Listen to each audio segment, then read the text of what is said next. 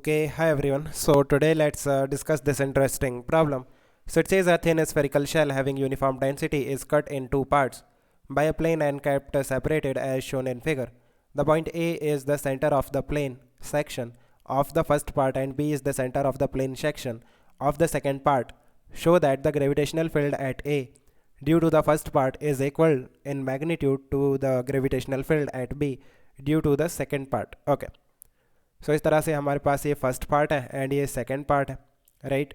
Let's say the gravitational field at point A due to the first part is E1 इस direction में होगा E1. Similarly the field at point B due to the second part is E2 right. Now इसे अब हम combine करके देखते हैं. तो ये एक शेल है इस तरह से एंड यहाँ पे प्लेन है and point A and point B एक कॉमन पॉइंट है, ओवरलैप करेंगे ए एंड बी एंड एक शेल के अंदर किसी पॉइंट पे जो फील्ड होता है दैट इज ज़ीरो.